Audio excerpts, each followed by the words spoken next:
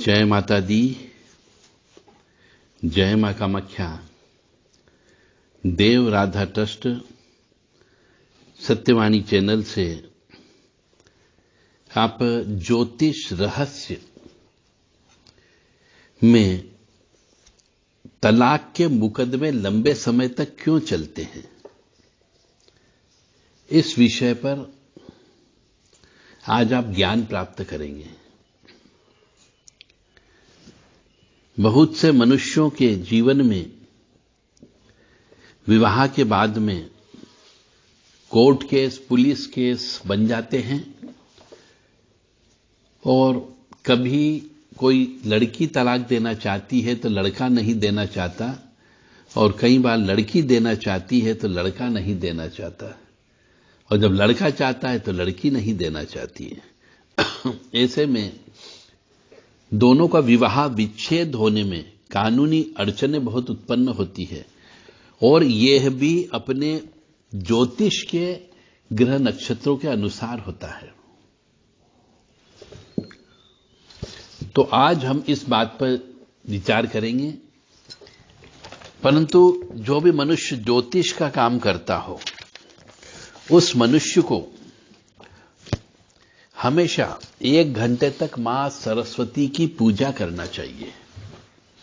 तो उसके द्वारा जो भी भविष्य कथन होता है वह फलित होता है।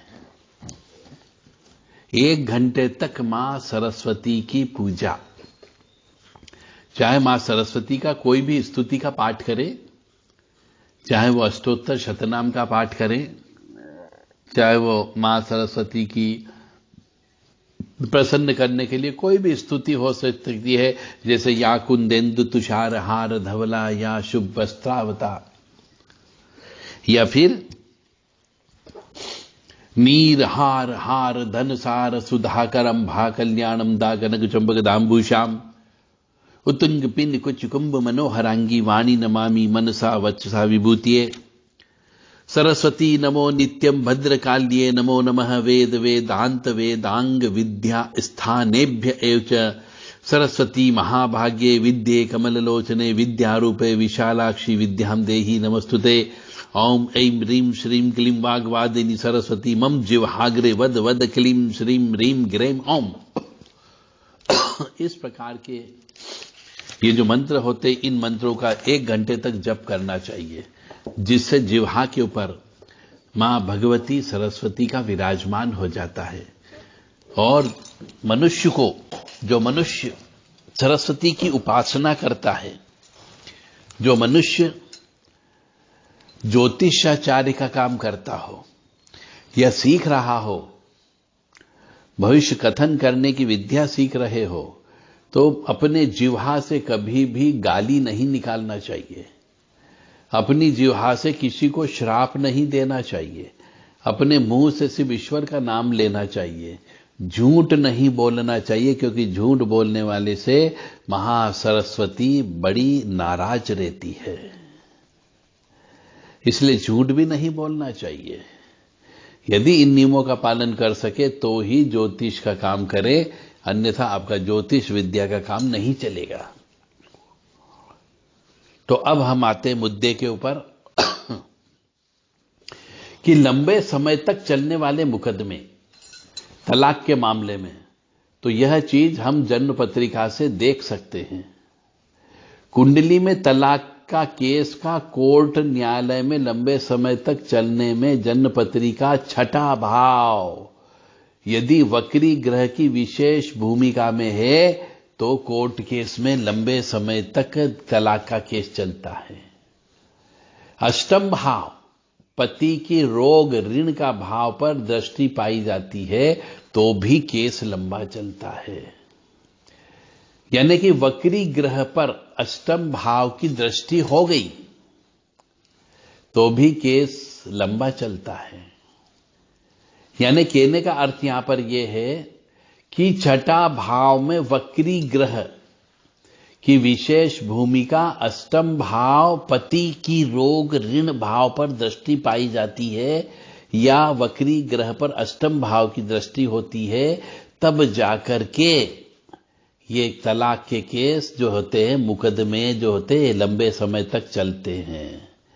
तो मुकदमे के लिए ग्रह जिम्मेदार होते हैं। पहली बात तो छठा भाव और अष्टम भाव और वक्री ग्रह, शनि और नीच नवमांश का मंगल, शनि ग्रह और नीच नवमांश का मंगल अदालती मुकदमों का ज्योतिषी संबंध बताता है।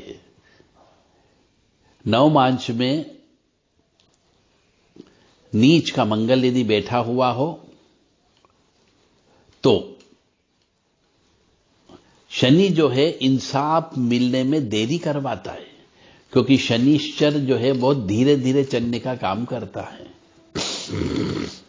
जिससे दोनों पक्षों के बीच परेशानियां बढ़ती है। और शनि के खराब प्रभाव के कारण मनुष्य मुकदमे के दौरान अत्यधिक तनाव से भी गुजरता है। तो मंगल को ज्योतिष में वाद विवाद, तर्क वितर्क और उग्रता का ग्रह माना जाता है। मंगल हर तरह से विवाद और मुकदमेबाजी के लिए जिम्मेदार होता है। यानी जो लड़का या लड़की मांगलिक होते हैं उनके इसमें बहुत सावधानी से उन्हें जिंदगी गुजारना पड़ती है। इसीलिए कहते हैं मंगल की शादी मंगलिक लड़की से ही होना चाहिए। और मंगल के खराब होने से अपराध भी होते हैं। तो खराब मंगल वाले लड़के से विवाह नहीं करना चाहिए, खराब मंगली वाली लड़की से भी विवाह नहीं करना चाहिए, अन्यथा कोर्ट कचहरी में, पुलिस थाने में वो घसीटेगी ही घसीटेगी आपको। तो मंगल के खराब होने से अपराध भी बढ़ जाते हैं और कई बार तो जेल यात्रा की नौबत भी आ जाती है। तो मंगल के साथ शनि खराब हो तो जिंदगी जेल में कट जाती है। तो मंगल के साथ राहु का संबंध होने से झूठी झूठी मुकदमेबाजी होती है, परंतु अगर बृहस्पति उस समय पे केंद्र में हो और मजबूत अवस्था में हो तो व्यक्ति की रक्षा होती है। वो झूठी जो मुकदमेबाजी होती सब कैंसिल हो जाती है। तो यहां पर यह देखना जरूरी है, सुखी वैवाहिक जीवन के लिए पुरुषों की कुंडली में शुक्र को देखा जाता है और स्त्रियों की कुंडली में मंगल को देखा जाता है। हमेशा जिंदगी में ध्यान रखें, यदि पत्रिका मिलान करना सीखना है तो उसमें पुरुषों की कुंडली में शुक्र देखें कि वह कैसा बैठा हुआ है। शुक्र नीच का तो नहीं है, शुक्र राहु के साथ तो नहीं है, शुक्र लंपट योग तो नहीं बना रहा है, शुक्र खराब तो नहीं है। और स्त्रियों की कुंडली में मंगल को देखना चाहिए सुखी वैवाहिक जीवन के लिए। हां, विवाह शब्द जहां आ जाता है उसके लिए स्त्री की कुंडली में गुरु को देखना चाहिए कि विवाह कब होगा, किस समय होगा। परंतु सुखी वैवाहिक जीवन के लिए स्त्री की कुंडली में मंगल को देखना चाहिए। और पुरुषों के मामले में शुक्र को देखना चाहिए, क्योंकि शुक्राणु केवल पुरुष के पास होते हैं और मंगल स्त्री के पास में रज होता है जो मंगल का प्रतीक होता है। यह दोनों ग्रह शुभ अवस्था में नहीं है तब वैवाहिक जीवन में सुख का अभाव देखा जाता है। तो सभी ज्योतिषाचार्य को इस बात का ध्यान रखना चाहिए कि स्त्री के मामले में मंगल अच्छा हो तो ही विवाह करें, यदि पुरुष के मामले में शुक्र अच्छा हो तो ही विवाह करें, अन्यथा शुक्र मंगल यदि खराब अवस्था में है तो वैवाहिक जीवन में सुख का अभाव होता है। अब शुक्र मंगल से संबंधित और भी बहुत सारी विचारधारा हैं।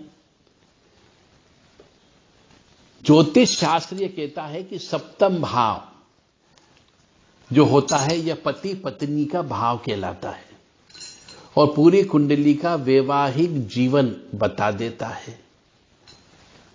यह संपूर्ण निर्धारण कुंडली की जो लगन चार्ट होता है उसमें ही पता लग जाता है कि अलगाववादी, पृथकतावादी, पापी ग्रह इस भाव में दाम्पत्य जीवन की हानि करेगा या नहीं करेगा, और करेगा तो कहां तक करेगा।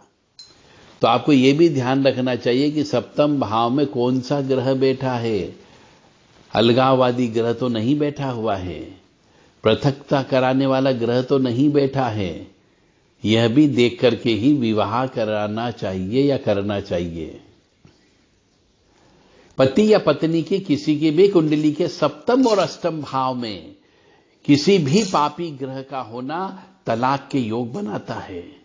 तो यह भी ध्यान रखें कि सप्तम भाव और अष्टम भाव में कोई भी पापी ग्रह नहीं होना चाहिए, तो ही विवाह करें, अन्यथा विवाह नहीं करना चाहिए।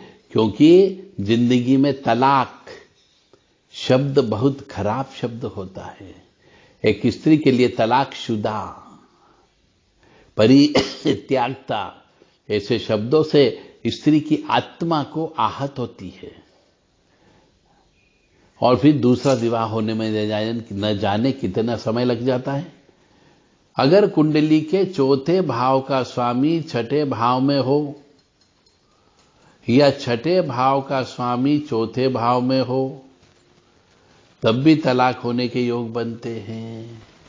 इस बात को भी गौर किया जाए कि यदि चौथे भाव का स्वामी छठे भाव में हो और छठे भाव का स्वामी चौथे भाव में हो, तब भी तलाक होने के योग बनते हैं। शनि, सूर्य और राहु का सातवें भाव में, सप्तमेश और शुक्र पर प्रभाव पड़ रहा हो, तब भी पति पत्नी के बीच दूरियां बढ़ने लगती है।